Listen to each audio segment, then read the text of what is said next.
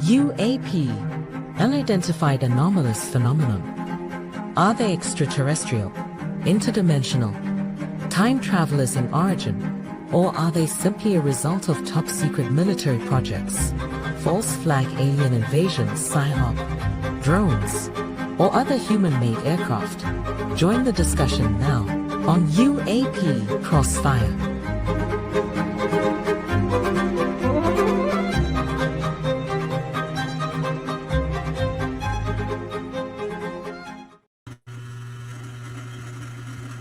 Hello. Well, hello to you too. Hello to everyone. Greetings and salutations. So, since we have a little pause, I'm going to jump right in because I'm shy, according to Decker in the pre-show warm-up. An introvert. I'm an introvert, yes. I just want to thank Amanda. If I was passing out call signs, she'd get the angel call signs because that's what she's been. She has done so much in the background getting us together. And we have a great audience that follows us. A number of folks have reached out. In fact, I have one audience member that reached out and said that we need to give Dan, the Padre, more time on the question and the remarks that he posed on the last show. We'll get to that in due course. But I really wanted to thank Amanda for all the hard work, the Facebook, now YouTube up, taking my crazy calls and emails and putting everything together. Phenomenal work. Thank you very much. Oh, you're very welcome, and all the best in the future. Everyone is so glad to have you guys back. Best. She is, folks. She is the best. She makes this show run smoothly. My headset's not going to fit on my head after you guys. You know, and she loves goats, and you can't. When someone loves goats, they're special, no doubt. Having raised goats, I would say that makes her naive. Spend some time with them and see if your attitude toward goats changes. I actually had a hunting goat once. Really? Yeah. When the family would go dove hunting for no other reason than to shoot at the international symbol of peace, we had this little baby goat that would follow us, and it would know what direction the birds were coming from before we were aware, and it would always turn into the doves, and we would look, and sure enough, there they were. Wow. Well, I've had goats now. I love that story, hunting doves, but I've had goats now close to 8 years, and I love them. They are sweet. Are they intact, Commander? Of course they're intact. Okay.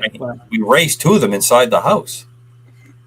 I just know the 2 males I have were. Whoa! You're talking about unfixed male billy goats. Completely different situation.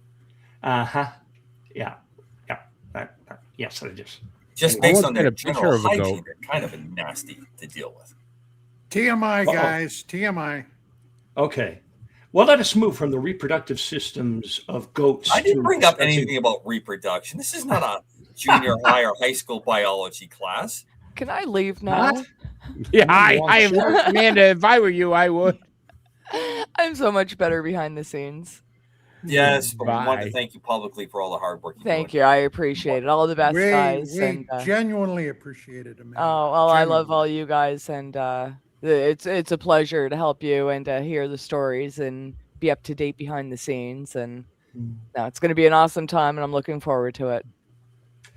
And she has created for us a new YouTube page and a new Facebook page. Here's your YouTube page. So be sure and check those out. at UAP Crossfire. And you can also check them out on Facebook at UAP Crossfire. And join according us, follow all the good to stuff. the master of disaster, Chris, there's a link from Facebook right to the YouTube, correct? Yeah. Yeah. Can't make it any easier than that. Folks, you got to watch the shows.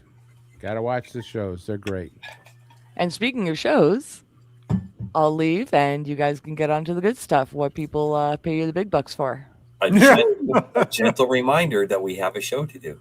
Thank you. You do. And that's why I'm better behind the scenes. Okay, have a good one, guys. Thanks, Amanda. Thanks. She's great. Speaking of animals, I read an article this morning, that there is a contingent of a certain type of folk in New York City that are trying to get rid of canine familiaris, our dogs. Now, I am a dog person since day one. I couldn't go through life without a dog. And there are actually people in New York City right now that are trying to get rid of dogs. Can you believe that? They're not dogs, Don. They're rats. No. No. You can throw all the cover you want on this one. Mr. Decker is correct that and I'm going to say that there's a lot of dimensions to this particular discussion.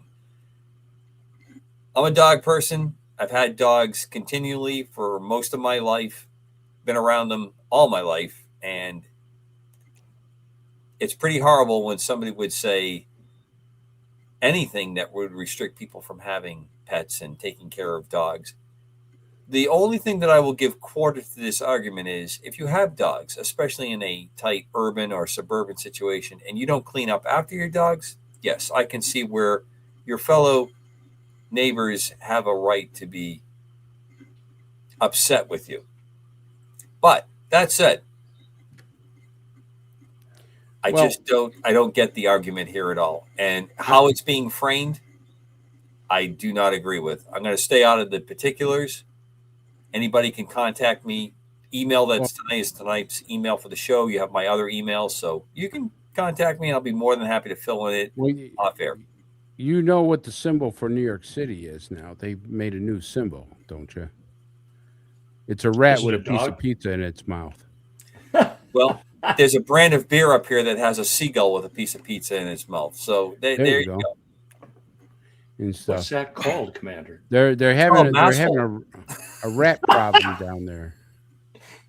So, since the Padre has asked for the confession, we have a brand of beer up here called Masshole because everybody complains in New England about people from Massachusetts, where I am originally from. I'm originally born in Massachusetts.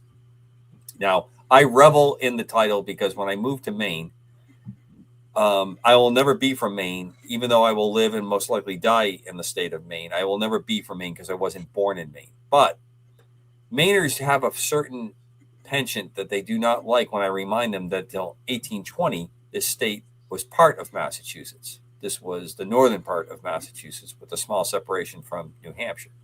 So there is some historical precedent. It's come up. There's been a lot of historical ignorance thrown around in the news. And we're actually going to probably touch upon some of those items tonight.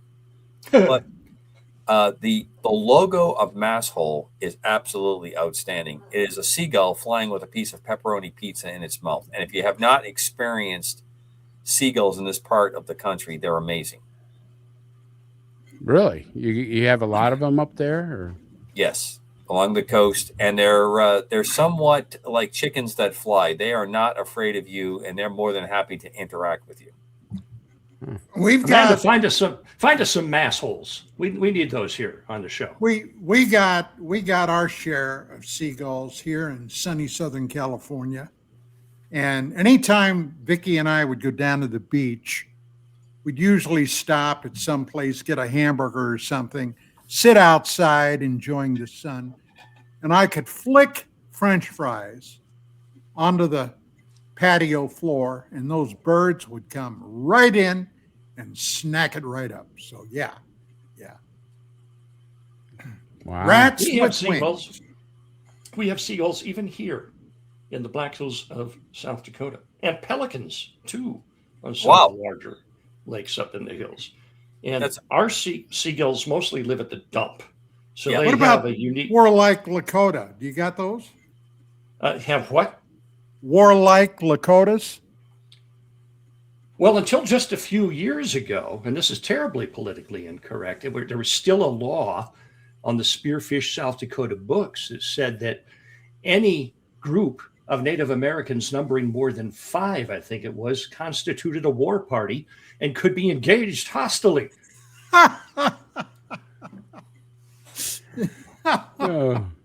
When I was in meteorology school way back right after we finished the pyramids, I had all the other meteorologists there at the dissertation fest convinced that every morning I got up, got on my horse, rode out and shot a buffalo. And that's what we ate on that day. And they bought it. Most of them were, we're talking East Coast, big city. I'm not sure if that really bodes well for the profession that you were part of, that they believe that. But it does help me understand some of the forecasts I've received out here on the East Coast. Exactly. Gets you understanding how global warming is, right? Anyway. All right. Well, Chris has got a very strange look in his face. I think we've well, you got to remember, I'm a city boy. I don't see buffalo. I don't see. But you live near Buffalo. Don't you think that that's kind of ironic that you just said that? Yeah, but they don't have buffalo out here. But that's where Buffalo Wings started, was in Buffalo. Well, Buffalo. Well, the Wings started out here, and they progressed all over the United States. But right now, the only thing you see is birds starting to come back, and that's about it. Dogs walking with their owners, and there's no geese. I haven't seen any seagulls. When I lived in Idaho, I was kind of shocked. I had never encountered coyotes before. Coyotes, man. Coyotes. We don't call things horsies or doggies. They're coyotes. Coyotes. Well, whatever they are. I was kind of shocked because Idaho was still pretty rough and tumble. They paid a bounty on these things if you shot them. Then I came to California to be with my lady. And we've got more coyotes than we've got just about anything else. And recently, where I live, we've had 2 alerts come up. Number one, if you're out walking your dogs, have some kind of deterrent with you because packs of coyotes are running around and they've gone after dogs, especially small ones. And number 2, we've got a rogue mountain lion on the prowl. Now, right next door to where I'm at, and I'm looking maybe 30 feet, there's a wall there that encompasses a culvert that runs down beside my house. And one Sunday morning, this is when we had our big dog, Buckwheat. We were having a cup of coffee. My wife and I were having a cup of coffee, and I looked, and there was a mountain lion standing on that wall, peering into our yard, and I have no doubt what he was looking for, a doggy snack. So yeah, it can get a little crazy around here too. So our beloved Amanda wanted to know if we're talking about animal slaying before we segue into the show. And I just want to assure her that I have coyotes and coyotes all around me. We have an interbreeding with wolves and domestic dogs here in Maine. That's quite amazing. Really? I keep track of when they have a deceased animal from whatever reasons, from either hunting or from a car accident. Most of our coyotes in this part of the country have a high wolf content, mainly from the Canadian regions where they intermingle. And the latest, or I should say one of the highest recording, was 78% wolf with coyote on the DNA when they did the check. So when you talk about coyotes out my part of the country, we're talking an animal that's about 120 pounds or more, as opposed to what I see when I'm out west, Midwest and West, where they tend to be more in that 60 to 80 pound, carry the card that says have brain will travel, genius, and are ordering from the Acme catalog. Are they more aggressive? Well, and quite honestly, Don, what is really scary about some of the dogs we have, coyotes and animals we have out this way, there's a lot, and I saw this when I was in Louisiana, there is a lot of the domestication of dogs as pets that have intermingled with them, that they will come close. I would much rather deal, though, with a wolf or a coyote than a wild pig. I can tell you right now that wild hogs and I've been around javelinas, which are all over the eastern part of the United States, and formerly domesticated and mixed pigs. And having one as a close pet, a close member of this family, I would rather deal with any day with a coyote wolf than I would ever want to deal with a pig type animal. We have a I was certain breed of. I was charged by a boar once when I was hunting wild pigs down in Texas, and that was kind of a scary thing. You betcha. Yeah, he died a foot from my kneecaps, and he had some tusks on him. They are are they ill-tempered? Yes, they're very ill-tempered. We have a certain breed of jackasses here in New York. They're called politicians. We have a lot of those. Well, they're indigenous to many places. And some of them may feature in tonight's show. Yeah. We got ones that, man, they make a word salad look crazy, man, and stuff. But that we do. We have a lot of politicians that are just jackasses up here in New York, and they're about as crazy as a shithouse rat. I shouldn't. So with all this said, crap house rat. I had an email that came. As long as you don't say them sons of bitches. Yeah, I won't say that. That's the important thing. Thank you, Don, for reminding us what we can't say and what should not be said. I had an email that came in and said that we did not give Padre adequate time when he was talking about the fallen angels descending, and we did not give him enough time on that particular part, that we kind of breezed over it. Now, I reviewed the show, and I didn't think so. But I wanted to start out tonight talking about that just a little bit. Okay. I had sent you all, because for the folks that are our greatest audience on the planet that's listening, we keep in touch through emails and through chats.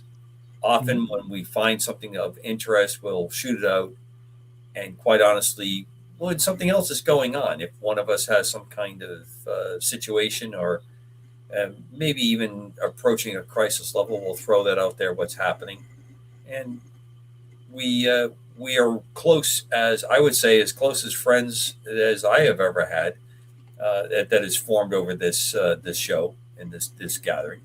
So without getting too sentimental and having to dry my alien eye here, tonight. And I hope everybody will appreciate the fact that I put the alien eyes tonight. I got a couple emails that they have not seen those for a while. So it's back, alien eyes. I like to rotate through it. Padre, you want to pick up a little bit on that? We were talking about the piece that I had sent to everybody, talking about the what we were seeing on the descent of the, as you were calling it, the fallen angels. And in particular, I will say Bill's first name. Bill was pointing out that this is not something, we need to look at this from a much more holistic kind of approach when you look at this. That the Bible should not be eliminated, that other religious texts should not be exempted, because science alone does not answer everything on this. And I think we would all agree with that. And I think that if the past 200 years are any indication, when science began to push religious beliefs off to the side, we haven't exactly become the better angels of our nature. Nice. I have to say, bravo, sir. Better angels of our nature. I had Angel put on the call sign for Amanda tonight. We were talking about fallen angels. This is what happens when you do meteorology school, ride a horse, get your buffalo for dinner every day, and then go to pastor school. I mean, amazing. Yeah, stuff like that happens. So scripture itself in the Bible is not very detailed on this. You'll find the relevant passages in the first few verses of Genesis chapter 6. And it talks about that the sons of God looked upon the daughters of men and found them attractive and took them for themselves as wives and begat children with them. And these children became what are known as the Nephilim. Now, well, the Padre, Nephilim, let me break in very quickly. I just want to point something out. You're correct. The current Bible does not go into it much, but there were many books discovered millennia ago, and as recently as the Dead Sea Scrolls, where these books had been excised because of political reasons from the Bible. For example, the book of Enoch, a fascinating read and actually quite terrifying. The book of Giants, another book that was excised. I could go on, but I didn't mean to break in on you. No, you're correct. As far as the book of Enoch, there are 3 books of Enoch. There's 1st, 2nd, and 3rd Enoch. And the one that is perhaps the most detailed is 1st Enoch, or what most people refer to as the book. There's also incorporated within that the stories of the Watchers and the stories of the Giants, or the Book of Giants. And these do, as Don said, go into greater detail about this.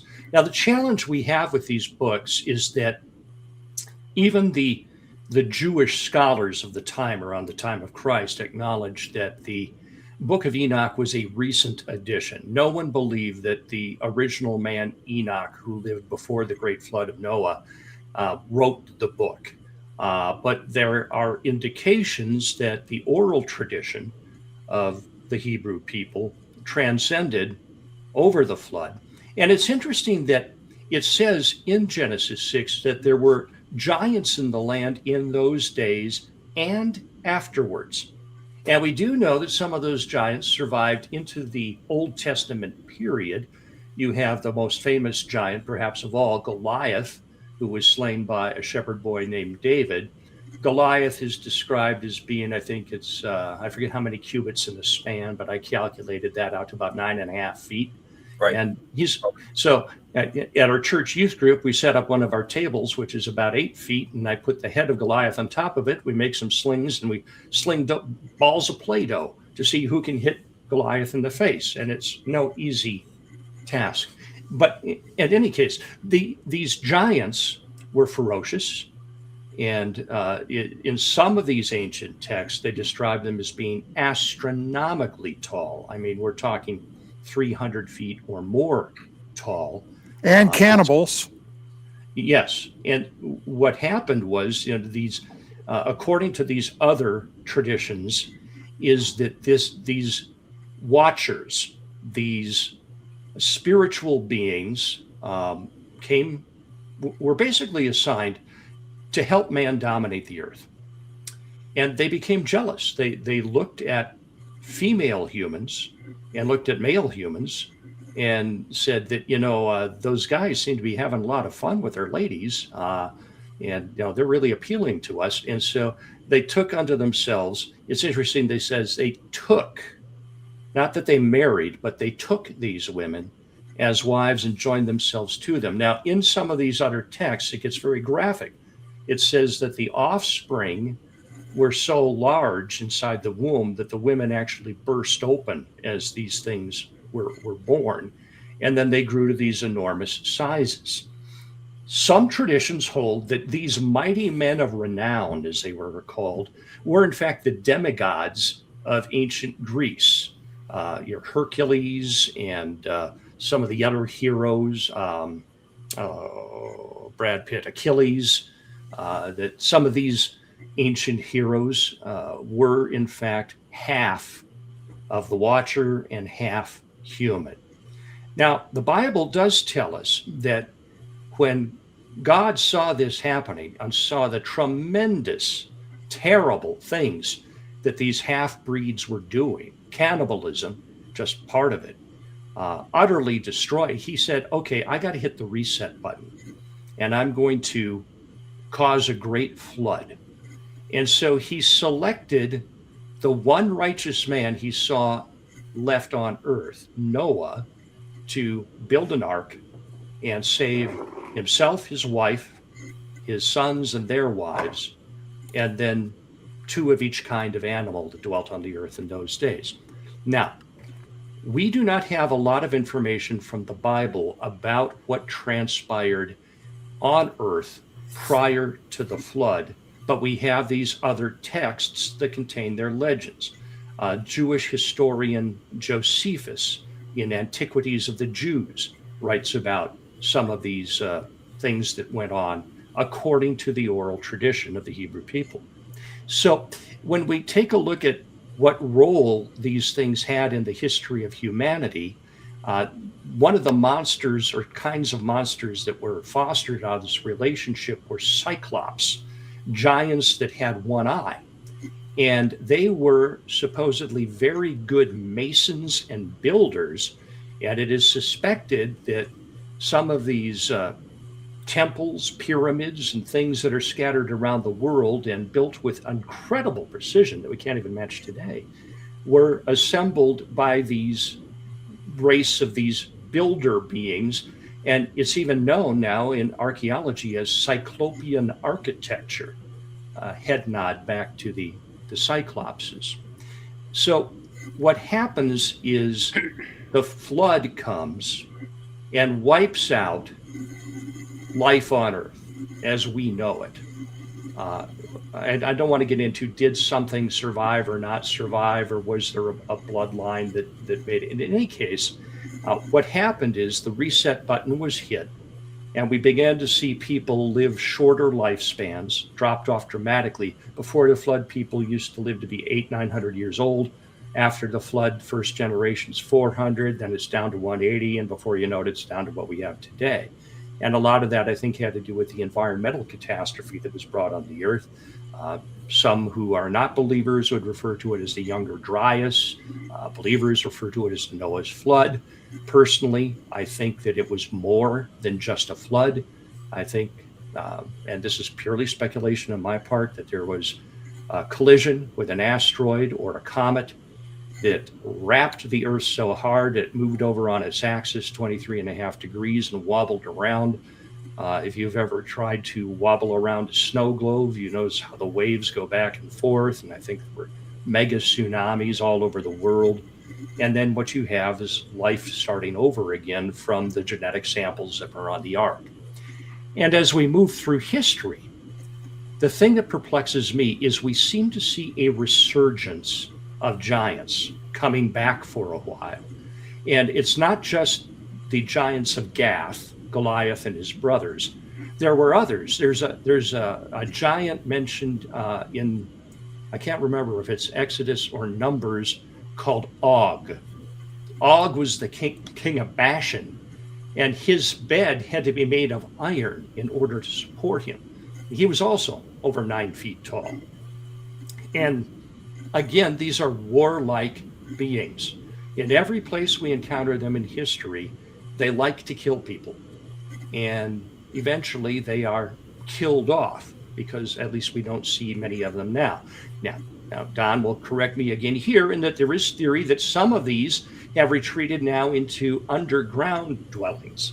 I heard on another podcast this week that one woman was speculating, who studied this a lot, that there is a subterranean abode of giants these days. And there are stories throughout history of coming out of the caves are giant beings occasionally, or people disappearing when they go into caves.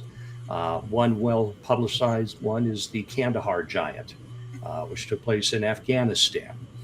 For those of you who are not familiar with the story, really briefly, a unit went out, American unit, on an armed recon patrol. It did not return. When they did not check in on the radio, a second group was sent out.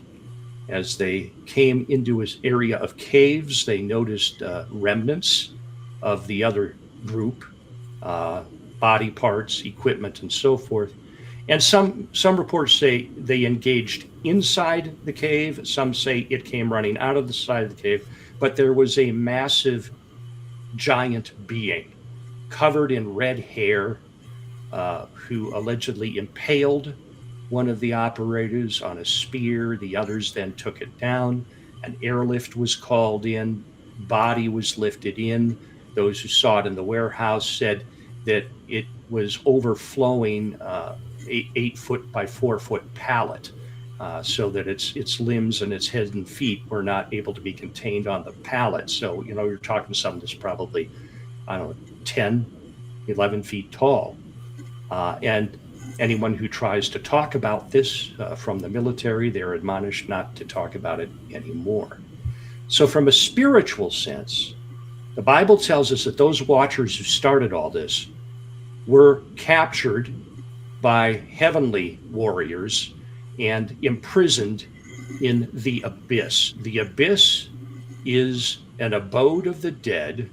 In the Greek Tartarus legend, this would be the abode of the dead that is in the deepest recesses of the earth, where they are chained in eternal torment until they are brought out at the last judgment, and then will be cast into hell with the rest of the demons. Now, it is widely taught within the church that demons are fallen angels. But the more I've studied this in recent months, I've come to understand that the fallen angels are actually chained up down in the abyss. And it seems, and this is corroborated by some of the other ancient texts that Don mentioned, that demons are in fact the disembodied spirits of the Nephilim. And so when all these giants and giant races died, their spirits, not able to go to heaven because they were sinful and unrighteous, and hell not really being ready for them yet, are forced to wander the earth, constantly remembering what it was like to taste food, to smell flowers, to experience the joys that the various senses can bring. And they're constantly roaming around, and occasionally they will find a person who has unwittingly or sometimes intentionally invited them in. They can't go into anybody really without some kind of an open door or an invitation, but then they go in, and then that person becomes demonically possessed. And that's where we see some of the violence and insanity that goes on. So in a capsule, that's what I was talking about last week. Any questions from you, gentlemen? Yeah, can I grill you a little bit there, Padre? Give her a shot, Chris. All right. So in the Bible, you got Lucifer, who was jealous of us and thought that he was better than what God created was human beings. And there was a war in heaven. Am I right on that? We know that there was a war in heaven, but the Lucifer passage, there are two passages, I think it's Ezekiel 28 and Isaiah 14, in which they are describing earthly kings, and they seem to attribute to these earthly kings the characteristics of a cherub. Cherub is singular form of cherubim, Right. which is part of now some call it angelic order. Cherubim are not angels. Seraphim are not angels. The word angel means messenger. In every instance of angel in the Bible, it appears as a human, a male human, without wings. Nowhere in the Bible does it say angels have wings, only cherubim and seraphim. But these allusions to how Satan came to being are disputed in some areas of Christendom. The passages do seem to imply that they're referring to this, but for instance, Satan really isn't a name. Satan is a title. It means accuser, or in Greek it means accuser, and in Hebrew it means adversary. And that all the times we see Satan mentioned in the Bible, the question is whether or not it's referring to a singular evil entity that is the head of the evil throng, or one of his ranks. Now, exception to that is when Christ is tempted in the wilderness, and the entity that is referred to as the devil. The devil is the head of the gang. Church tradition has called him Lucifer, but that was actually a mistranslation of that term. So is the devil and Lucifer two different beings? Is that what you're saying? Our understanding of who the devil is may not be entirely correct because it is derived from non-biblical sources. We know what he does. We know what his goals are. Mm-hmm. But, popular culture has glommed onto that Lucifer. All right. So as a Roman Catholic, Padre, see, Yes. I was taught to believe that when we did Bible study and stuff, we were taught that Lucifer was, in fact, an angel at one point. That, in fact, he was numero uno as far as angels went. And he was very jealous of God creating humans, as God, loved humans, and he felt he loved humans more than him and other angels. And so there was a war between angels, and Lucifer and those angels were cast down, which kind of contradicts the story about the Watchers. So and this is where it doesn't matter if we talk about UFOs, it doesn't matter if we talk about angels or anything. There seems to always be a contradictory story to what they do. They don't balance each other. They absolutely go in different directions. And I want to bring this now to ufology, because now we have these stories. We have all kinds of different stories in ufology. But one thing this show has always said, that there was a spiritual component to ufology here, which I truly believe that there is. But I want to know, we've never discussed what that component is, what everybody believed that component was in the ufology field of spirituality, or spirituality in the ufology field. And I wanted to get your take on what do you think that spiritual component is in ufology?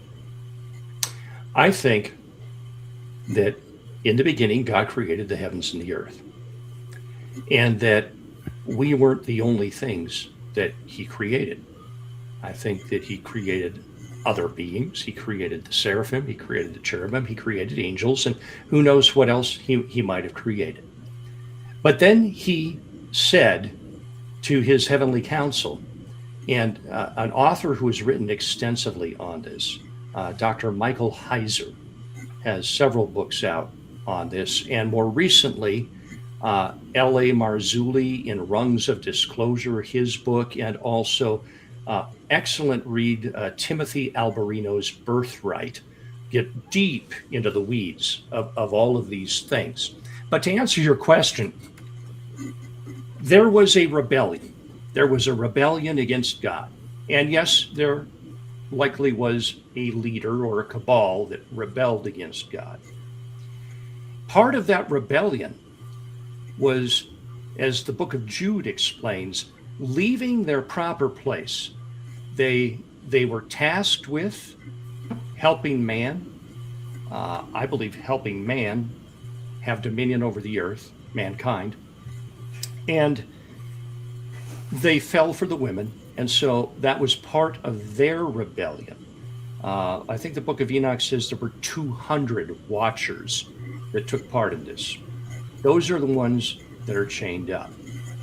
The war in heaven is referred to only in Revelation, and it talks about the Archangel Michael going to war against the dragon, which is the head of the rebellion against God, and being cast to earth, taking a third of the stars with the sweep of its tail. So that's where it's implied that when Satan was kicked out of heaven, and we know that he was because Jesus says that he was there when he was. He says, I saw Satan fall like lightning from heaven. That these beings then were cast down to earth. There is a cosmic struggle between the forces of good, represented by God, known as Yahweh, and his loyal beings, and then there is the other side, and they are battling for control, for territory, for dominion, if you will. We are the front line. We are the battlefield, humanity. And so there is a war over humanity. That's why the Apostle Paul says we wrestle not against flesh and blood, but against dark forces, in the spiritual realm, powers, and dominions, and principalities. These are all implied spiritual entities that may or may not be angels, may be an entirely other classification.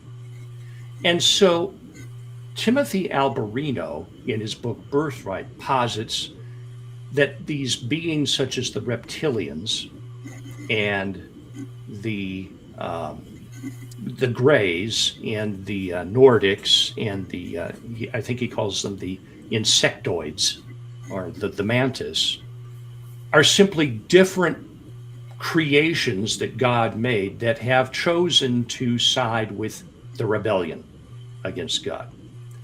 And L.A. Marzia, yes, in the sense that they are, if not, they're not demons per se, but they are working for the same side.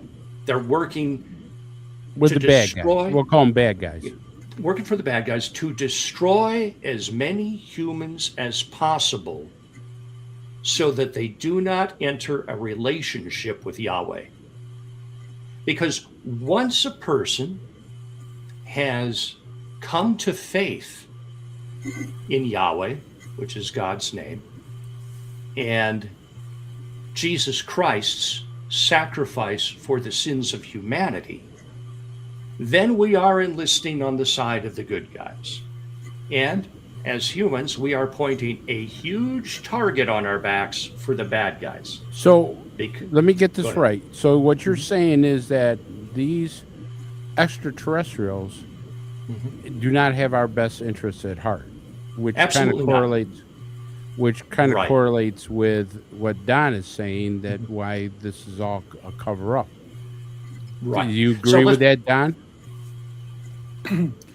Well, boy, I'll tell you what. There's a tremendous amount here to unpack, and I don't want to get on a roll, but before I go anywhere, I got to say this, Chris.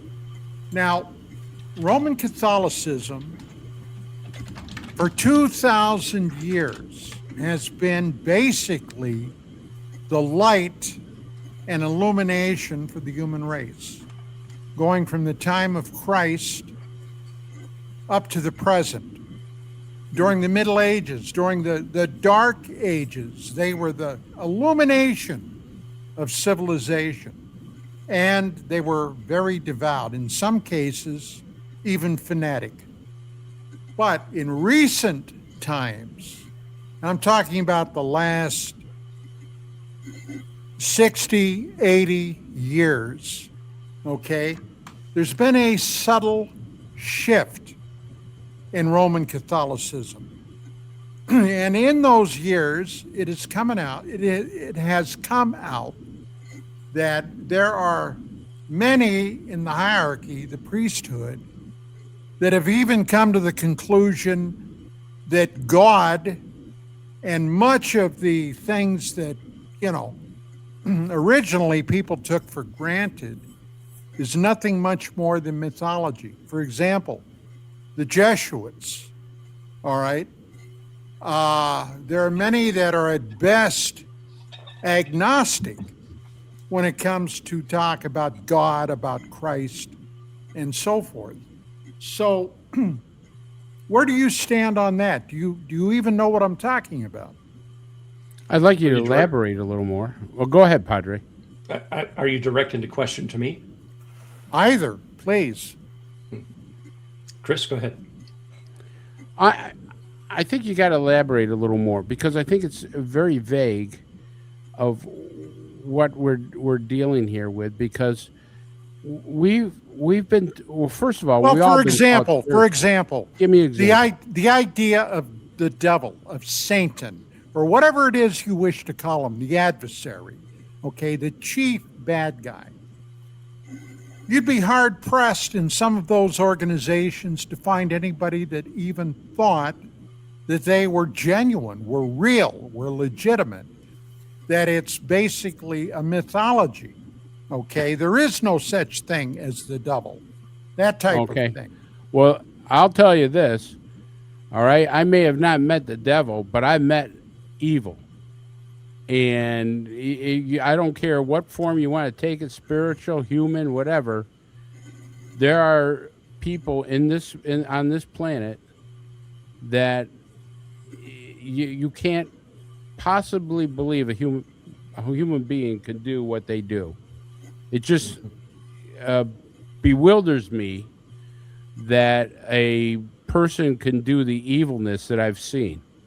And so to me, I think that is a cut that evil does roam this world, because if you look at the, I mean, I don't want to get political here, but look at the Epstein files. Look what's coming out. You know, the people didn't want to believe in the satanic cults, but here it is, slapping us in the face. People didn't want to believe that people could do this to children, yet I've been putting pedophiles in jail God knows how long. You know, but people don't want to believe in this. So, I mean, in one case, the devil is doing his thing by making people not believe in the devil I'm talking about is the belief that there is an actual entity. An entity. So let me jump in here for a second. I had a very interesting read this week, and it's early in the week when we do the show, of what we are up against. Two things that you all have said tonight that have resonated with me. Number one, if this situation is what we're saying, there's a very uncomfortable thing that we've talked about for a number of years in this program, that there may be elements of our government, world governments, that have entered into a very unholy, and I use that word completely with accuracy, alliance to make things happen the way that they do. That's one. The other piece that I'd like to throw into play there is, we have played the game since the Garden of Eden, if you believe in the biblical story, or even if you want to take it as a figurative example, that we, through science, through our ability to use the scientific method, although it doesn't seem to be much in vogue by my view as of late, and especially in the last 100 years, we are using that to transplant any belief in a supreme being and all these things that are happening, that we alone can solve every situation. We can create the utopian heaven state in our existence, to include immortality as the ultimate probably goal on that. And whatever it takes to get there is acceptable. Now, that's where many of us have many issues that come up. But Don, especially, you have brought this up in the past, and I think you and I are in complete agreement.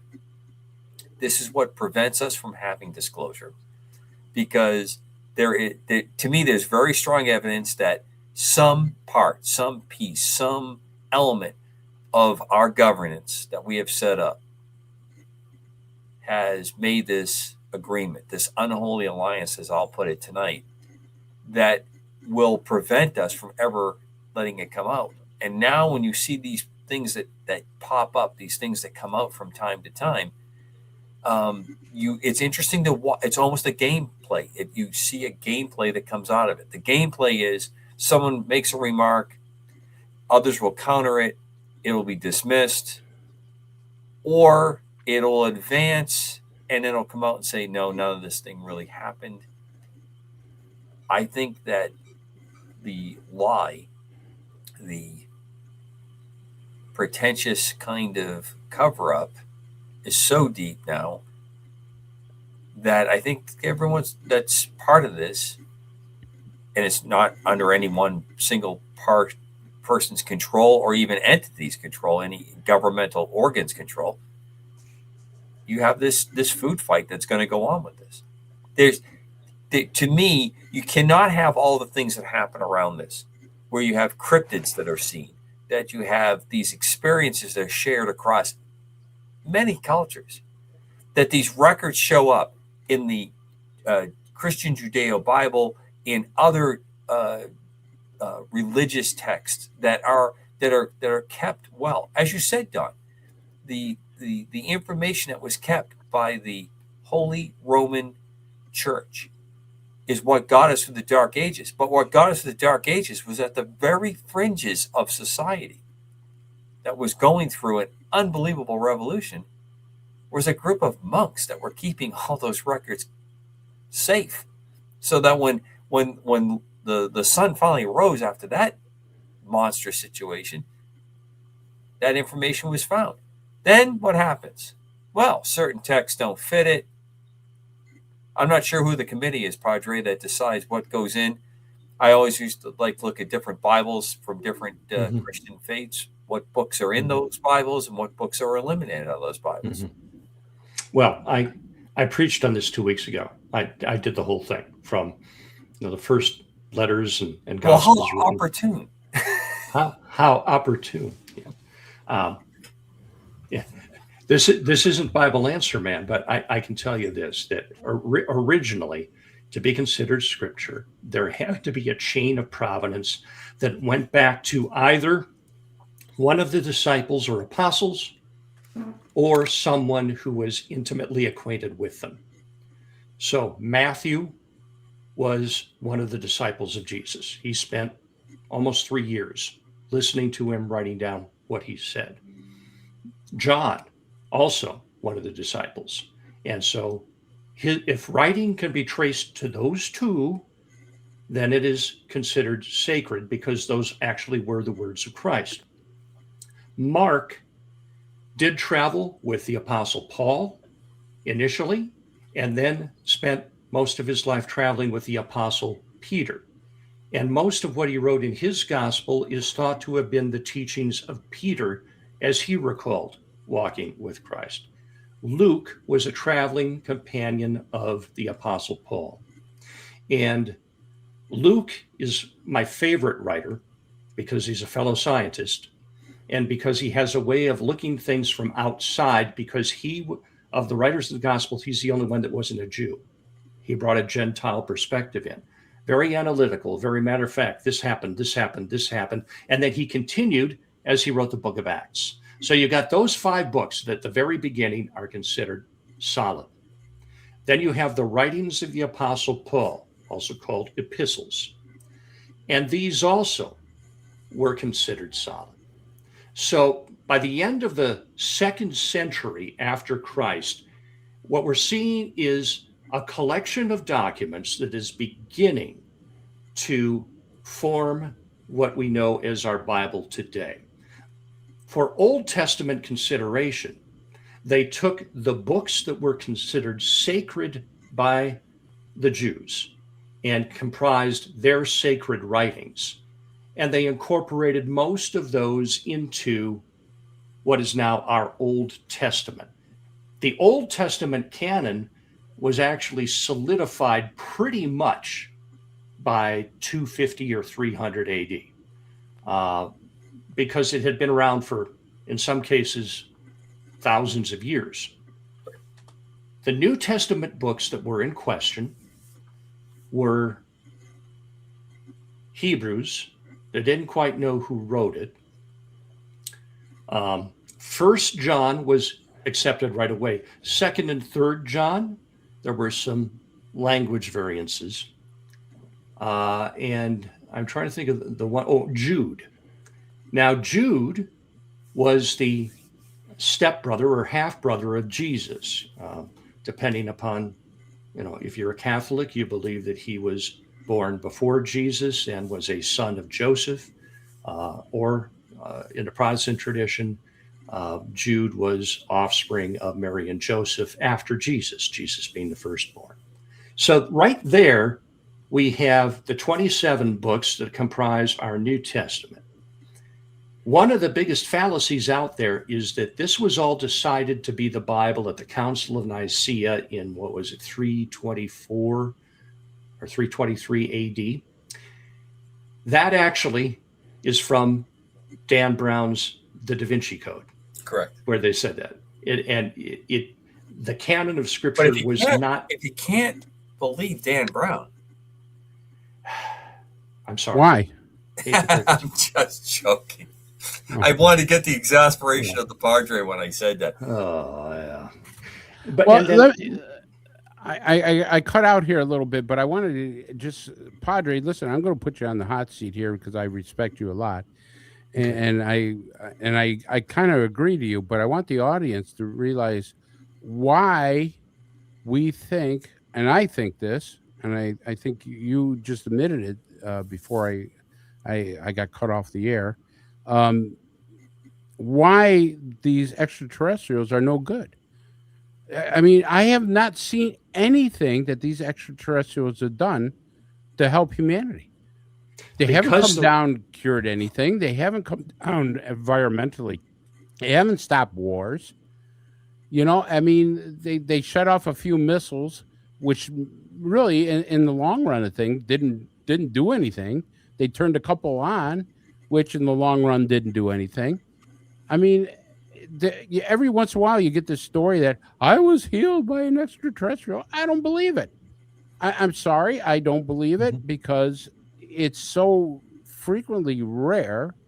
I think there's another spiritual component to that than an extraterrestrial coming down or having sex with a draconian.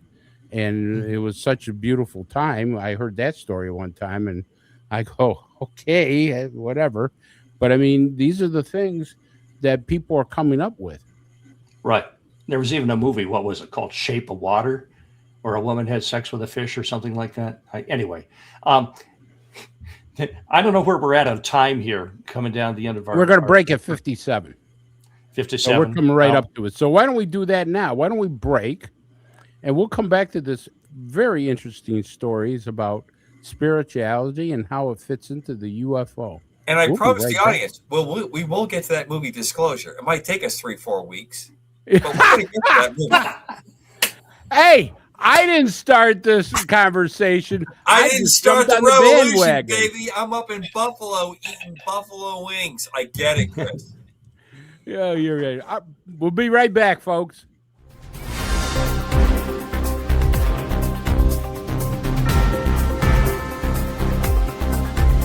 We are back on a great discussion about spirituality and ufology. And Padre, you wanted to just have some closing remarks before we get into the age of disclosure. And Decker wanted to jump in and give a little piece of advice to the great audience out there. Go ahead, Padre. Okay, so getting back to the question that you asked about them being evil, extraterrestrials evil, where does this come from? So in Genesis 3:14, we're in the Garden of Eden. Adam and Eve have eaten the fruit, and God is addressing the punishments to the parties involved.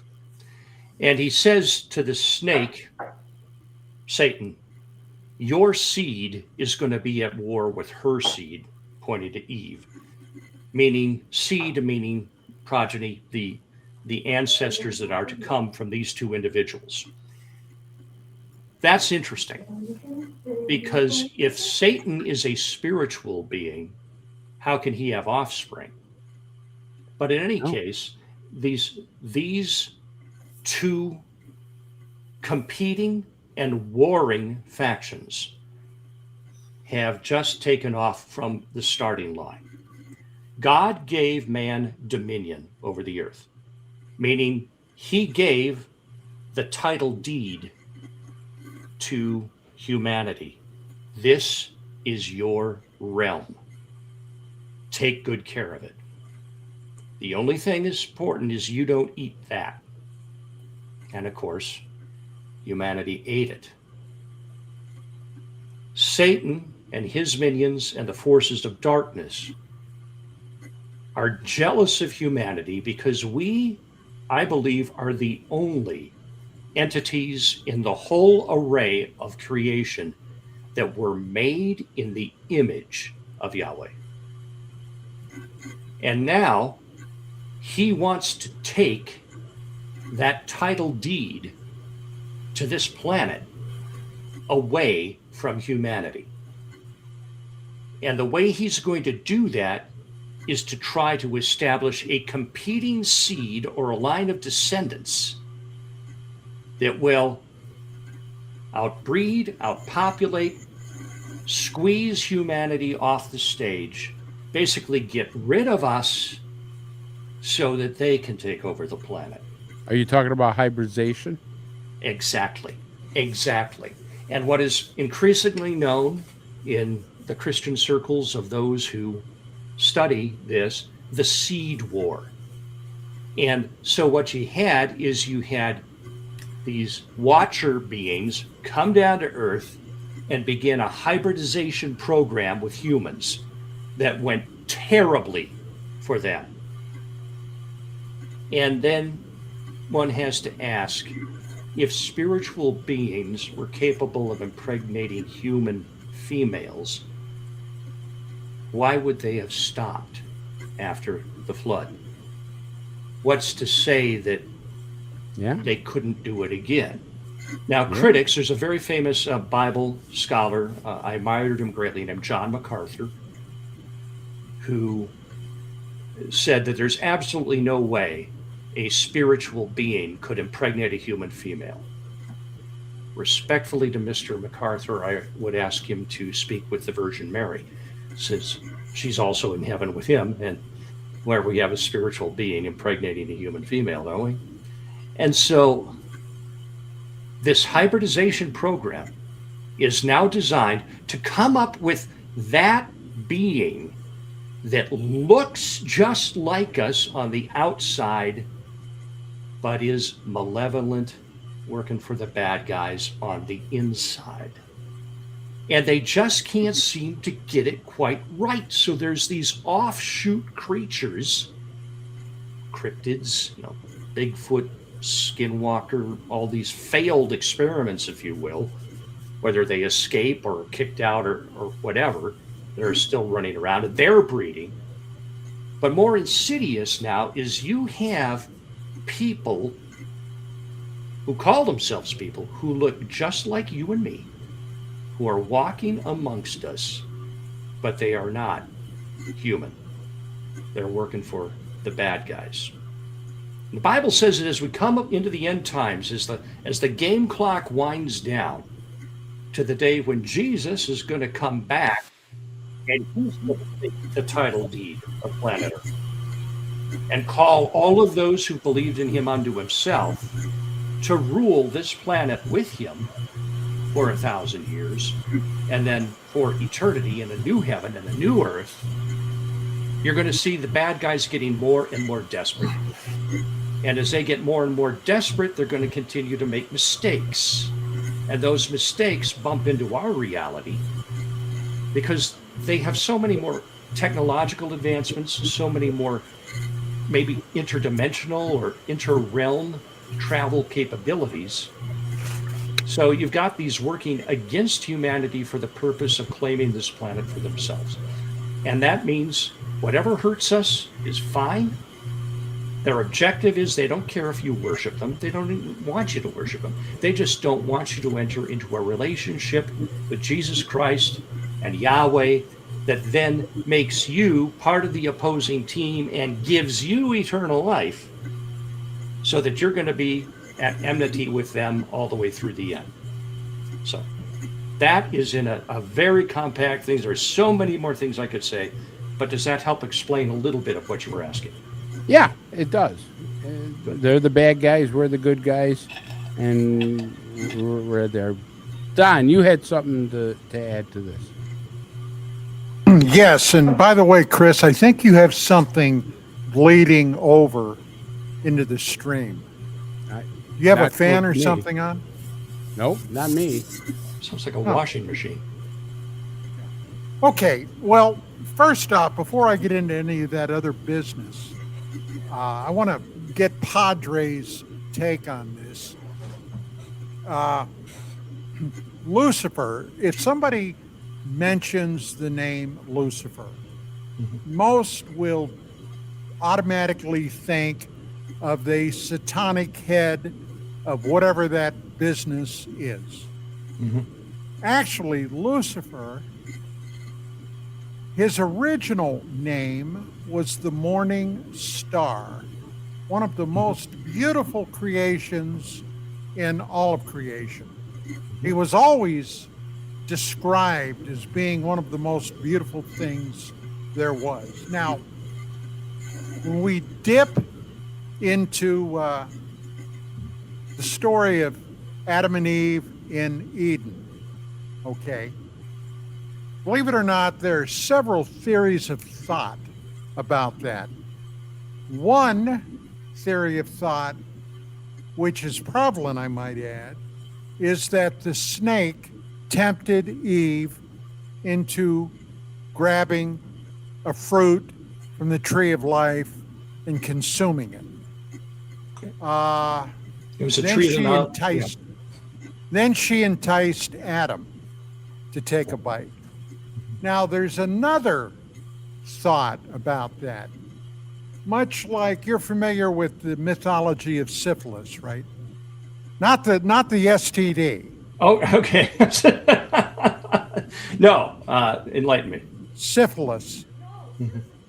Sisyphus. My wife, thank God my wife is Sisyphus. Syphilis. Not The guy, syphilis. the guy, There's a PH missing in there. Syphilis. the guy that was fated for all of eternity to climb up the hill and get knocked back down, push the rock up the hill, and have crows or birds of prey eat out his liver. You guys are familiar with that, right? I thought that was Prometheus that had the liver. Could have been. Okay, you are correct.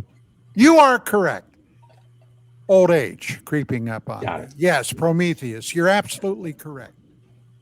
Now, why did that happen? Because Prometheus gave the secret of fire to humanity. And his chief deity was not happy about that. And as a result, did a really nasty funky on him. Now, there are some that believe the snake in the Garden of Eden did the same thing, that showed humanity that there was a lot more to the game than what God Almighty was telling you, and now your eyes are opened. You see what I'm saying? Yeah. He was actually elucidating Adam and Eve. So anyway, I wanted to throw that out there and see if you had any thought about that before I get into the alien thing. Well, the tree they ate, there were two trees they weren't supposed to eat. One was a tree of life. The other was a tree of knowledge of good and evil. And they lost their innocence by consuming of the tree of the knowledge of good and evil.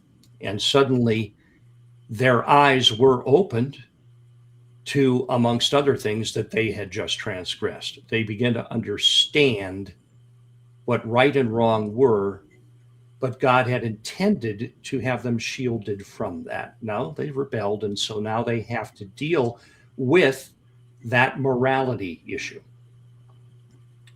The result of that, of course, is the need for atonement and forgiveness of sins. And the Christian story explains how that was done ultimately. But women got the bad rap on that from day one. Well, I mean, they suffer in childbearing, and anyone who's watched their wife give birth can tell you that's not something that I know. I might not like to do that, but anyway. I delivered a baby, Padre, on January the 11th, 1973. And let me tell you what, that was not a pretty picture. Okay. Can I just stop for a second? I just had this thought. I'm trying to think of how I'm going to tell my wife that I'm the dominion over this house without getting hit with a frying pan. I mean, I think that is just something that, I don't get me wrong, Padre. I think that it is. It's just we don't look at it like that anymore. We don't cherish the history of ourselves, and we don't cherish the history of what we are. It's all gone. The trolley car went off the tracks when we were given dominion on this earth. We only see one side of it. We don't see the responsibility. And there isn't a man here there's probably no one in this audience who hasn't been around anyone in a leadership role, that when the person is a servant leader and is willing to put their life against what they're doing for the people that they're leading, as opposed to what it's transfigured into now, which is this absolute insanity of you'll do as you're told.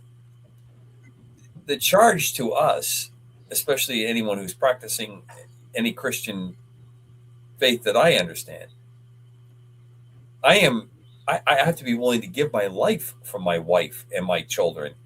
Absolutely. In that. And we don't see it that way. So with any responsibility, any authority comes responsibility. And that's what's been skewed off. And I think, Chris, that's the big part. You don't have to announce it. You have to do it by acts. And this, I think, is probably one of the interesting tie-ins to what we talk about mostly on our other get-togethers when we do the show, because I think that is where we are finding the conflict of trying to find out what is going on. Did someone in a dominion authoritative position make a decision? Did they grab fruit from a tree and then decide, well, everybody else is going to pay the freight, we're not?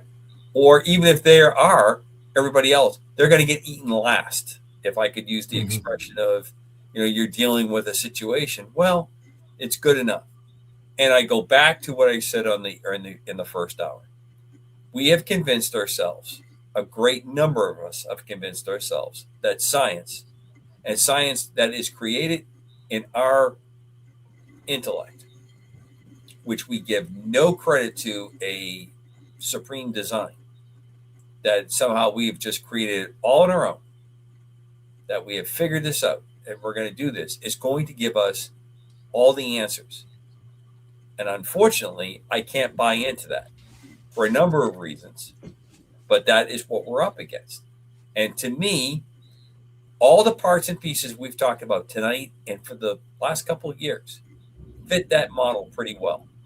You have a self-appointed group of individuals that have made deals in the name of humanity, and there is absolutely no moral code that they have sold anybody down the road. Then you add the parts that Don has illuminated through his paper and over the last couple of years, where we have put in structures and process and procedures, whatever buzzwords you want to use, that keeps burying the truth.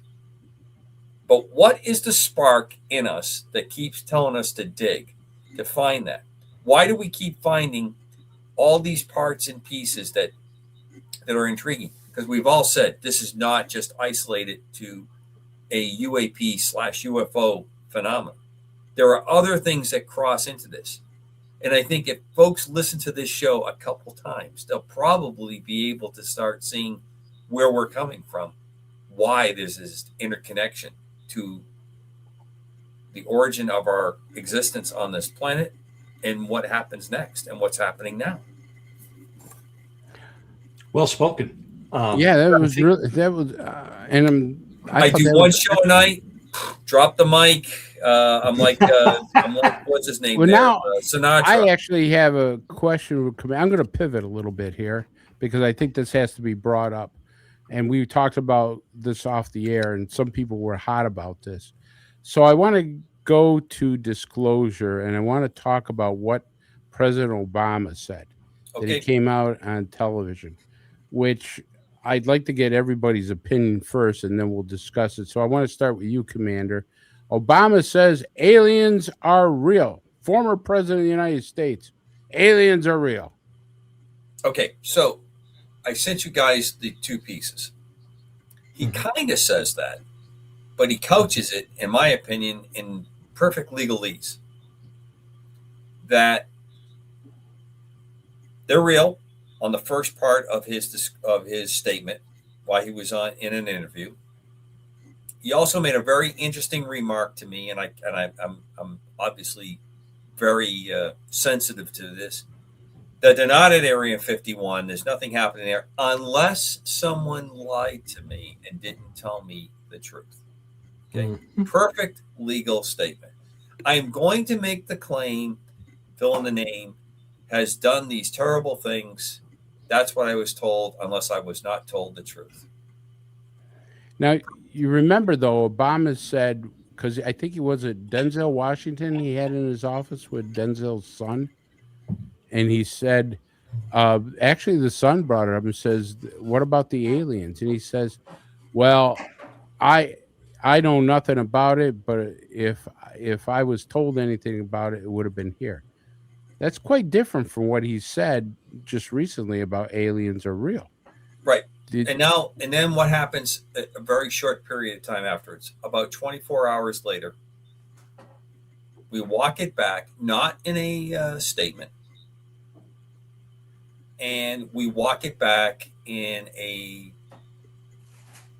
texting kind of release that the statement comes out under the new media. So I could spend the next 2-3 hours talking about new media, how we're transferring information, how these things are going. I'm going to go right to the heart of the matter, and I'm going to put it out there. There have been some recent events by the name that used the first hour, Epstein, that has cast a large brush over a number of people. And that has brought a lot of attention, unwanted associations that's causing all kinds of changes to occur in governments around the world, embarrassments that are happening on that. And I think that is partially part of the motivation that's on there. That is what led to this kind of remark.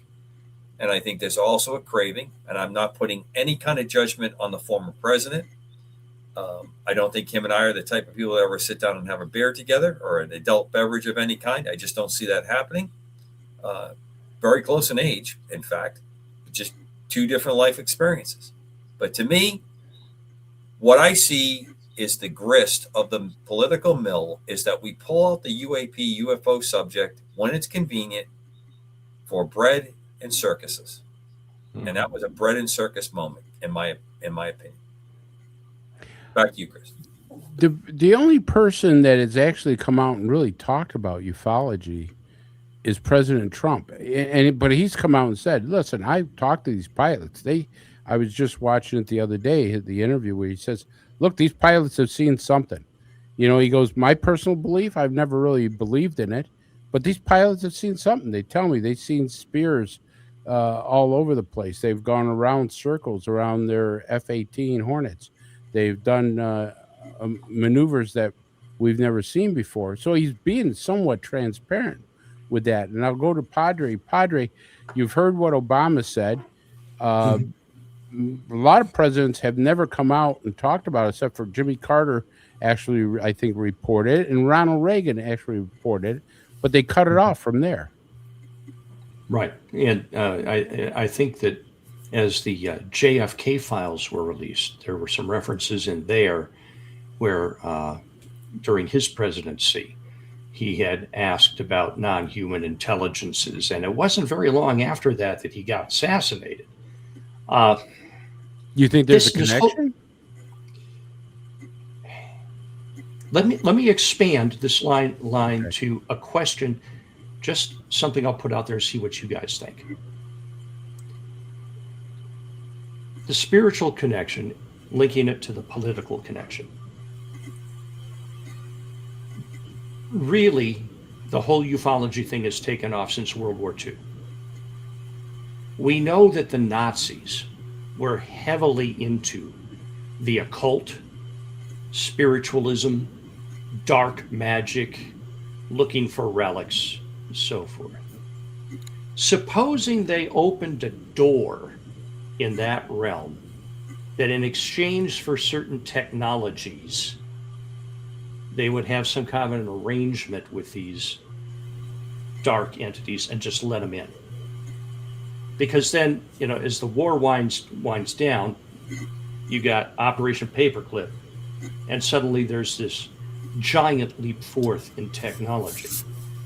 But now these entities are on the loose, and they're in certain political people who are interacting, which snowballs and allows for greater alien interaction with movers and shakers around the world, business people, so on and so forth. Now, if they're dark entities and if they're working for the bad guy, one thing throughout history that these malevolent entities have wanted is human blood, specifically pure blood and blood of innocence. Why? That's why so many of, well, that's just it. So many of these demon worshippers throughout history, worshiping these cruel gods like Moloch and Baal, sacrificing instruments. They're wanting the blood for that bloodline war that I mentioned in the earlier at the top of the hour, to use human blood in their experiments. Now, if they can get into an arrangement with a government, and I hate to say it, but what if a deal was struck to allow them to harvest a certain number of people each year for the purpose of extracting blood, other tissues, whatever fluids they need to try to come up with this substitute for humanity? I don't know. Shoot down that theory for me. Well, can I jump in, Chris, real quick? Go ahead. For years, the way that was put, Padre, and not the way you put it, was that the Nazis had some kind of an arrangement with these entities. And I used to say all the time, how the hell did they lose the war then? If they had the advanced technology, why aren't we all speaking German? Why aren't we all under the Nazi cross? I mean, why didn't that happen? That used to be my retort to that. And I started to think backwards and go, well, wait a minute. The folks you're dealing with aren't exactly going to be square on the deal. You can make a deal with them. It doesn't mean they're going to honor the contract that they signed, right? So what happens? You form an alliance, and then when that alliance doesn't serve your purpose anymore, you infiltrate it into the next good deal that comes on. So that's how I try to respond to that. That I think that you can have a capability, you can have this interaction that goes on. And then when you have the conflict within the group of the body of people that are out there, you're going to have folks that are going to look at this and go, well, wait a minute, I wasn't consulted on this. And I think that that's what makes this particular country we live in and the continent we live in so problematic to the rest of the world. Because our little covenant based on a Bible, a Christian Judeo Bible, our desire for liberty, our desire for truth, our desire to be able to have what we make is such an affront to this conflict that we're talking about. Mm-hmm. And I think that that's how it all comes together in my mind. That when I used to say, well, I mean, why the hell didn't the Germans win? Well, they didn't win because it wasn't in the cards for them to win. They didn't do what they needed to do. Move on to the next good deal, because no skin off our off the people that are providing this technology, this access. I think it fits in many, many areas. Much of what we talk about. I'm sorry. Not to mention, we outproduced them out the yin yang. Say again, Don. Right. We outproduced them. Right. From tanks to rifles to billions and billions of rounds of ammunition. The Germans, toward the last year of the war, were shocked at the amount of ammunition that American infantry were carrying. Okay. They may have been limited to 50, 100, maybe 150 rounds. Americans were carrying hundreds of rounds. Plus, until they came out with the STG-44, Germans were using bolt-action rifles, Mausers, and we had the M1 Garand, which was, well, George Patton called it the greatest battle implement ever invented. So yeah, we did them through the production lines, and they couldn't believe that or understand it. And I'm going to say one of the greatest sins upon this country is what has happened to Detroit, because the arsenal of democracy resided in that great city. That's why it's my favorite city in the United States. So for all those Detroit folks out there that listen to this show, my favorite city is Detroit because of what it meant to that, as you said, Don, the production of what we did. That was the center that all of this was based on. And let's tie this back into UAP for a moment.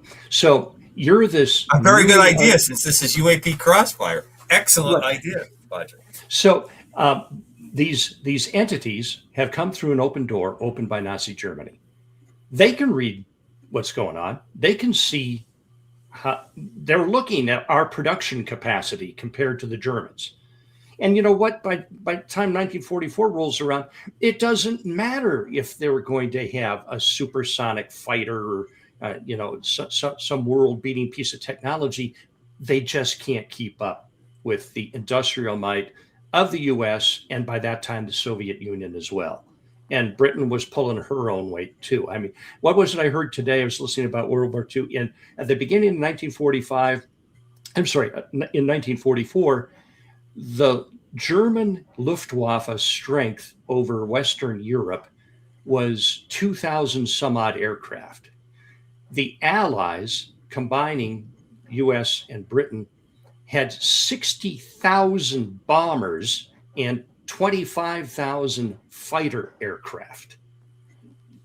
You know, if you're an intelligence from beyond, you're going to look at this and say, all right, let's just go in through the door that the Nazis are giving us. Padre, are you saying that the presence, the extraterrestrials in this, they're not going to go home with who brought them to the dance? Is that what you're saying? Oh yeah, yeah. Not only that, they're the music, they're the light show, they're everything that's making other people do the dance. I'll tell you what. So if they go through this open door and they say, well, we know the Allies are ultimately going to win this thing, but we can use this opportunity to kind of sneak our way into their establishments. And I think that if you look at the level of, I mean, there's always been corruption. We know that. But if you look at the level of just downright evil, as I forget if it was Don or Chris that mentioned the Epstein files, just the stomach churning things that are in there. And then I was listening to a gal named Sarah Adams, who was a CIA counterterrorism expert, tell us how we have dropped the ball and are just going to get our butts kicked by radical elements of the Islamic faith that have, by some estimates now, 18,000 sleeper terrorists in the United States and have a plan. And we're going to get hit hard. And so you're looking at all of the, the people who seem to be running our government demonstrate increasing levels of incompetence, lack of awareness, and I'm just going to say they don't have the ability to deal with many of the problems that we're faced with. And then you combine that with the intense moral corruption. And if there's malevolent entities behind this, Satan, his demons, the extraterrestrial entities, all vying for our destruction, there's only one way this can go, and that's in a big cataclysmic event that happens. I hate to be the bearer of that news, but I'm not the first. And I think the Apostle John had a pretty good book about it. That's my thought. Well, don't you think that satanic cults have infiltrated all of our society? Look, here one thing I want to get back to is that in Werner von Braun and Hermann Ost, both highly regarded scientists and rocketry scientists, have both said we didn't do this alone. We had help, but never ever elaborated on what that help was. Well, you forgot to mention that they were both Nazis. That of course, von Braun was an SS colonel. Right. But he was a brilliant rocket scientist. He ran slave labor. Well, I know that. Yeah. But the son of a bitch should have been hung. Well, we didn't hang him. I can tell you that because we gave him a nice, comfy job here in the United States after Operation Paperclip. But a lot of those Nazi scientists should have been hung. A lot of them should have been put in prison. We choose not to do it. I mean, that was our history of doing that at the time. Whether it was right or wrong, is up for debate. Me personally, I think if you're a war crime criminal, you can do work, but then you go back in your jail cell just like anybody else. Well, you should have asked some of the survivors in Great Britain that were surviving V2 rocket attacks. And who did the V2 rocket? Von Braun. Von Braun. There's no question. But before we get too high on our horse here, gentlemen, we also made a deal with one of the most evil empires on this planet as well. That was the Soviets, who killed almost as many people, if not more, than the Nazis did.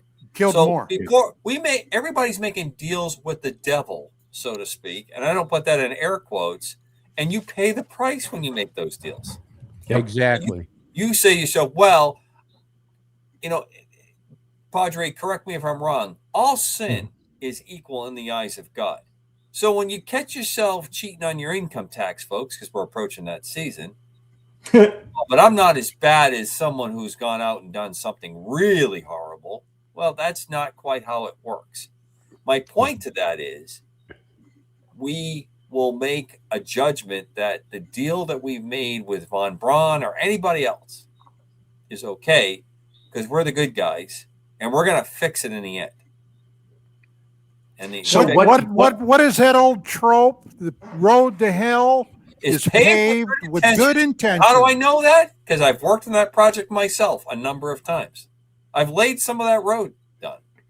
Everyone at this meeting tonight has laid some. Let me ask this question.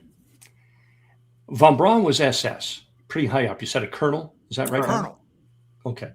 Yes. We know the SS elite was heavily into the occult, and they had to go to school for it.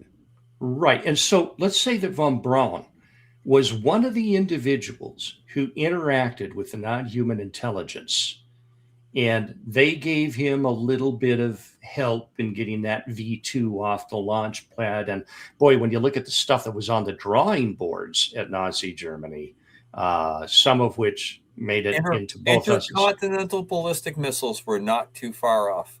Right. Flying wings and so forth. But okay, let's say that Von Braun is wrapped up here by the U.S. We know what he's done, and he's alleged to have said, I think Don said that, how did you do this? Well, we had help from whom? From them. Did that. So what's the next question? Who are they, and can we talk to them? Right?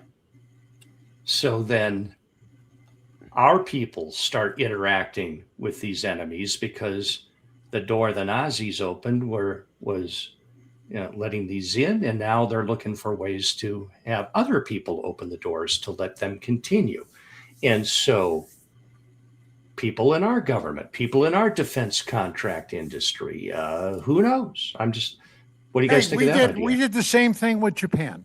Okay, this is a very little known fact to most people, but the Japanese had a biological chemical unit. I think it was called, you correct me, Cobra, 731, I believe it was. I think it's 731. It's numbers like that. I can look it up while we're talking. Unit 731. And they were testing biological and chemical weapons on Allied prisoners. And vivisection. Yes, yes. And at the end of the war, after Japan finally surrendered, we got that guy, and did we take him out and shoot him or hang him?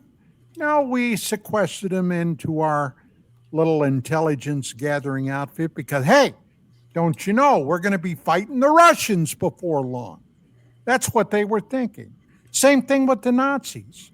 We had American, George Patton was one, for God's sake. wanted to go in and totally rearm the surviving Wehrmacht German forces and go after the Russians because he knew what was going to happen. Joe Stalin, talk about an evil man. That was an evil, evil man. But he wore pastels. He what? He wore pastel-colored clothing. Yeah, yeah. A famous New York Times expose on him when they were trying to make things, he's really not that bad. He wears pastel-colored clothing. I remember this, like an expose in like the late 30s. Ask anybody in the Ukraine that had family that died in a massive famine because Joe Stalin sent in the NKVD, their secret police at the time, and absolutely stripped the Ukraine bare of any foodstuffs. Over 22 million people died of starvation, which incidentally is a very bad way to go. Let's pull on this thread a little bit more. So we have, and in our theory here, we have non-human intelligence that is malevolent, working for some of the really bad guys, Nazis and in Imperial Japan. When the war ends, we are letting some of the perpetrators of these atrocities off, theoretically, in exchange for more information about who of the NHI they were working with. And introductions are made, and that carries forward. And then we begin to see rapid technological advancements in our own, you've got fiber optics coming on, you got night vision coming on, you've got microwave ovens and all these things in a very, very, very short period of time when you look at the history of humanity. And then it comes time to, as Commander Cobra said, time to pay the piper. Okay, what is it that they want? Now, I've put forward humans is what they want, to engineer something for our destruction. And we talked a few episodes ago about what inspiration is, how going back in the etymology of it, it means to be given an idea by the Holy Spirit. And then it became later just, coming up with an idea. But some of these ideas are so groundbreaking that there's no, what I would say, chain of provenance within science. It's just there's this mega leap because somebody thought of something. Well, how did that person think of it when there wasn't really a way to get from A to B? Somebody had to show that person in their head, here's how you do that. And then we come up with the next best thing. Well, that's what Tesla said a lot of his stuff was. A lot of his voices in his head. The voices in his head. The massive breakthroughs that he made. So I'd let be me interested ask you to this, know. Padre. Yeah. I mean, we've been talking about good and evil and stuff. Mm-hmm. Have you noticed that the common man, the blue collar, the common man, is not involved with this? The only people that I've seen so far with the satanic cult are the elites, higher movie stars, scientists, businessmen, billionaires. They're the ones that seem to be with this type of cult stuff. How many Joe Blows have you seen, or Mary Lou's involved with this? I haven't seen that many. Well, sadly, Chris, it's more prevalent than you realize. There are now many school districts across this nation that have the after-school Satan Club. Instead of, it used to be there'd be an after-school Bible study where kids get together. Now, the Church of Satan actually has chapters across the nation where they will go into high schools, and if there are kids that want to do it, they'll set up an after-school Satan Club. And there they learn about all of the wonderful attributes of Satanism. And the level of what could they teach about the wonderful attributes of Satan? I mean, I don't know of anything where you can get this guy on anything good. Well, if you read the literature put out by the Church of Satan, what they say is, oh, we don't actually believe in a dark lord, and we don't worship him, but we think that the general principles that he's put forth are good. And what are those principles? They're the exact opposite of Christian principles. Christian principles can all be condensed into this: love God and love others as you love yourself. It is self-sacrifice. It is giving of self. The satanic message is forget about everyone else. Do what you want to do. Do what makes you feel good. Do what gives you pleasure, because this is all we got. There's no afterlife, so don't worry about it.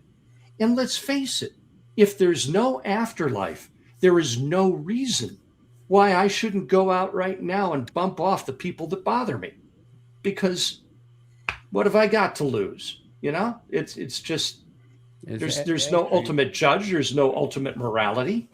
So what's the point of it all? And that's where you get into this nihilism that is so pervasive in our culture today, because you have people that have bought the lie that this is all there is. The nice guy finishes last, so I'm just going to do what moves me up to the next step. And if someone gets in the way, well, that's tough for them. And that's the way a lot of people are living their life right now. All right, let me pivot a little bit, and I want to go back to Commander, and I want to ask him this. So we brought up all this about World War II and Herman von Braun and Werner von Braun and Herman Olsen, how they had help and stuff. So if they had all this technology that we're talking about, that they were on the cusp. Herman Oberth, Chris. Yeah, Herman Oberth. Sorry. Thank you, Don. Why did they have so much problems when they came here to the United States? Why was rocketry starting to fail? I mean, we had terrible problems with these brilliant scientists. Were they actually trying to sabotage us? Yeah, I don't think so. I think if you look at it, if you want to play that there's a grand game here, they split between the then Soviet Union and the United States and the Allies. The United States being the primary ability remaining. And quite frankly, although the Soviet Union took incredible losses, they were pretty much intact at the end of World War II in comparison to the battlefield of Europe and what happened in Asia. So if we are going to work on our supposition that we have an evil entity involved in this, they have split that up. And now what have they set up? They've set up the massive conflict between the two that's going to cause a flourish of abilities to play this intrigue out. And if your ultimate game, and I mean, I hate to say it and watch the Padre face, if you check on that last book in the Bible, you figure out who did it. Okay, it's there. It's not an Agatha Christie novel where you have to go through. You can read that last book and really get caught up in the series very, very quickly. My point that I'm trying to make is we're being played. And you brought up a great point. One of the greatest things that's gone wrong in our wonderful, God-blessed nation, in my opinion, and I say this often, God-blessed continent that we are on, is that we turned away from understanding what Padre was talking about. That we do not see a moral cause. We don't see a compass that points to where this comes from. And our problems develop when we do that.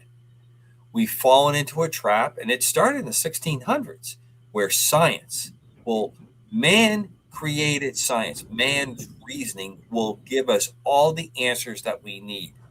And whatever it takes to get to that point is the price that we should be willing to pay. That it's, without being much of a theologian of any kind, head altar boy at my church back in the day. That's about as far as I got on that calendar.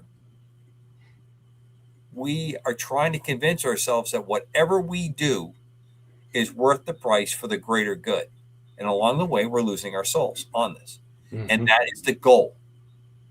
because you're talking about this battle.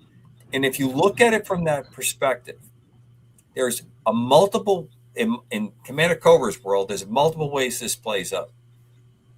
One of it is I think that there are other entities in our universe that have gone through something of this nature, and that's why they're here. That's why you see this conflict that goes on. That's why you hear about these different types of beings that are around us. And when you look at the greater emphasis on this, the only way you can get the evil one to win is to completely degrade any connection to a supreme being, to God. Mm-hmm. Once you look at yourself in the mirror and say, I am the highest form of creation, and somehow you did it yourself, you're off the pin. And I think when you talk about it from the perspective of other entities that are involved, other beings that are involved, it makes a lot of the things that we talk about make sense. Because there are people that talk about good ETs, good alien encounters. Not the majority, Chris, as you have pointed out. Very, very true. That is not the majority, but it does come up. There seems to be a strong desire where this agreement was struck by people that we did not have that have let this in. Their goal is to completely destroy the foundation of what brought us to where we are right now. Mm-hmm. Dom, what do you think? I have been the last, and I can't read too much at a time. I've been reading a book that was based on an incident in Afghanistan during the recent war there, called Red Platoon. And one thing I thought before really getting into this situation was that the military, the armed forces of the United States, had learned a lot of lessons from what transpired in Vietnam for 15 years that we were there in that conflict. And this was something that happened in the aftermath of the 9/11 attacks in New York City and in Washington of extremists, and part of them were based in Afghanistan, where we ended up going. Now, what's all this have to do with anything? Well, during the first Vietnam War, with the French after the end of World War II, the French had previously been colonial masters, were kicked out by the Japanese in the defeat by the Germans. And when the war was over, they thought they'd go back in status quo. And there was a guy by the name of Ho Chi Minh that was not having any of it, okay? And they began a revolution that ultimately drove the French out. Well, the French learned their lesson in a place called Dien Bien Phu, which were a series of French fortifications, but they were surrounded by high hills and mountains that the North Vietnamese enemy, at that time they were called the Viet Minh, went in doing everything from carrying artillery up on their back, putting them on these mountainsides. And when they were ready, they gave the French army what for? Obliterated them. Well, one would think that any military officer worth his salt would have known about those things, including a book called A Street Without Joy, to give them just a little background on what can happen and go wrong. But they didn't. They put this combat post, Keating was its name, in this basically valley surrounded by hills and mountains where the Taliban ended up coming down, and by the grace of God, they all weren't ultimately killed. They were able finally to get some air support and other things in there to stop. But this area was so remote, and there was really no good reason to have it there. But it was so remote that even to get a medevac, when I got wounded in Vietnam on Easter Sunday, 72, after the medic got me stabilized, or what he thought was stabilized, they had a chopper there in 15 minutes. You know how long it took them to get a chopper to get wounded and dead out at Keating? Over an hour and a half. They couldn't even get air support in there for a couple hours. And whoever put it there, well, they should have hung that guy up by his cojones, all right? Whoever designed that base. I don't know. Cobra may know more about it, but I couldn't believe what I was reading. So what does all this come down to? Incompetence, okay? There is incompetence everywhere today. Why? Well, for a lot of reasons. I blame a lot of it on what is currently being taught in the schools. I blame a lot of it on just basically lackluster. Well, we'll get by. Well, you're supposed to be at work at 7 o'clock, not 7:15. Well, so what? I missed my coffee break. That type of an attitude. And that's what we're dealing with all across the board. Do you agree with that, Colbert? I do. And I think a couple of things that you point out. A big fan of the book. I think there's also a hubris that goes along with this, which again traces back to many of the issues that the Padre brought up earlier in this show, that we are convinced that what we create, what we have conceived, is the greatest conclusion. And you're right, Don. Why do we not spend time looking at things that went wrong? One of the greatest military classes I sat through was a military science professor who explained how great the Native Americans did going against Custer. And it was a very interesting perspective because I had never heard anybody talk about it that way. How this, and think about this, Don, because it's going to hit close to where you lived a big part of your life, is very under-advanced, unorganized by the standards of the other opposing side. Group of people get together and they thwart a very capable military force, completely encircle them, and wipe them out. And then after the plains of the United States, we find ourselves engaged in that again in Southeast Asia, in Iraq, a number of times. I was witness to a number of those occasions until we decided we're going to play a different game, and Afghanistan over and over again. What I'm getting at, and going back to the kind of the core nature of the show here, I don't think these things are by accident. I think a lot of times we are on a agreement, a pre-programmed kind of run to force these things to happen the way they do. So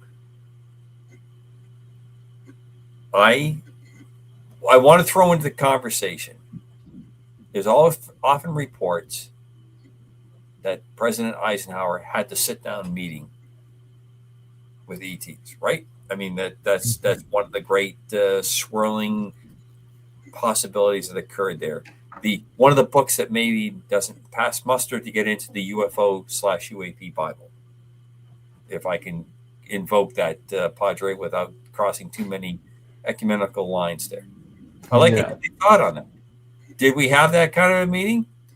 Did the architect and director of the probably greatest military campaign to push back Nazism in Europe and set up what was going to be a very promising future, did he do that as president? Did he have foreknowledge of that? Did that part there?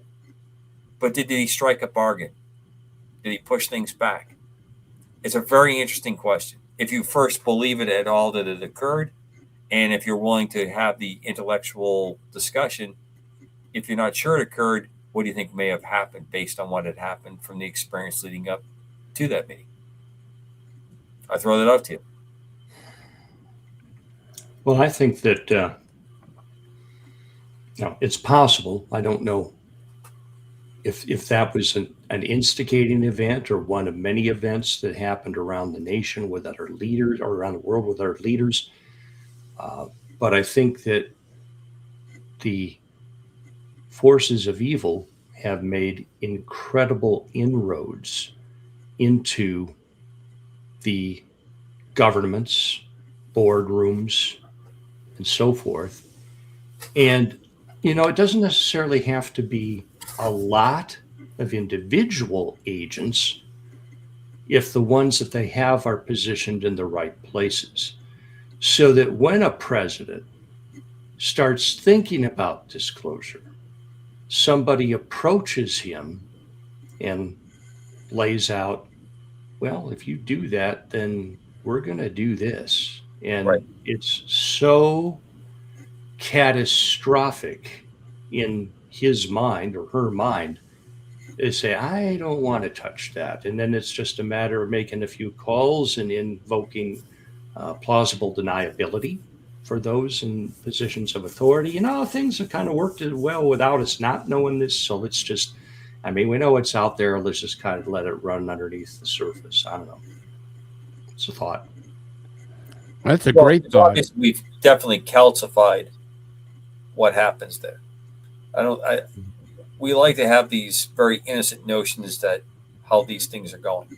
I've said this before. I think President Trump is probably the best case that we will ever get a breakthrough on disclosure in a presidency, if that's going to be led from that. But as Don has put out, and I agree, there are elements and entrenchment there that's going to prevent anything going forward. And I think that fits what you just said, Padre, that, what was the congressman? I can't remember. I think he's Tim Burchett. One of them came out and said, look, people are, you're in a room, they come in, they show you pictures, they show you records, they show you files, and they have the goods on you. And you're told, okay, if you don't do what you're supposed to, this is what's going to come out. And if you go along, here's what's going to happen. Here's the goodness that's going to happen, quote unquote goodness that's going to happen. Mm-hmm. And I think we're at that point because we're flawed creatures. We made bad choices, whatever you want to look at that. And that's where we're at.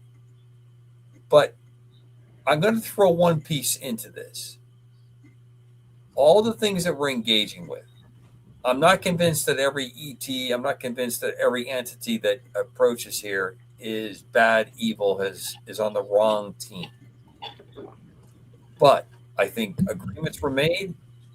And once you make that agreement, when you make that deal, quote unquote, with the devil, there's going to be things that happen. It's like chess. They're going to sacrifice a pawn or a rook or a bishop now because they're going to nail the king in 5 or 6 moves. At least in their mind, they're going to do that. Yeah. All right. Well, listen, I think we're just about out of time. So, all right. So before we air this show, I want to put a message up. I promise you, the next time we get together, it'll be a little less ecumenical, and we're going to get to this disclosure piece because we can't. If we don't complete the disclosure piece, we can't have guests on board. That was kind of how we've been driving on this. Now, I think this has been one of the more interesting shows we've done, thoroughly interesting. Behind me is a picture of one of the F-16s that was involved chasing the balloons the other evening. Ooh. And those balloons streamed all along Nevada up into California, up into even far as California and the border with Idaho. UFO activity, launched jets out of Riverside, California to look at this. Obviously very serious with balloons, very serious with UFOs, very serious with all the stuff. Very interesting. I sent the hosts, the rest of my hosts here tonight, some recordings of the air traffic control, FAA asking cargo airplanes to tell me what they're seeing, what's going on. And they came out and they said balloons. Don says swamp gas, which is a very interesting historical reference back to activities over Michigan, and a very interesting case that occurred. And there's a great book out about a F-106 pilot that engaged in one of these and ready to shoot. But also, a little earlier, before this, we had airspace shut down in the El Paso area. And they were talking about shutting it down for 10 days. There's a very interesting backstory on that we'll talk about maybe in the future. But we have ET activity, maybe. We also have a lot of human activity that is hybridizing UAP cover to do things. So I throw all that out, and I can't wait to see you guys in a week to do the next show. Awesome. Amen. Well, folks, you have been listening to UAP Crossfire. You can find us now on Facebook and also YouTube. When you go to YouTube, hey, please click and subscribe. That will help us a lot to keep this show going. And if you go to our Facebook page, become a member. Join us in this. You can see this show and a lot of other shows that we'll be putting out every Thursday. A new show will be coming out. And for the entire team here, I say good night. Good night, all.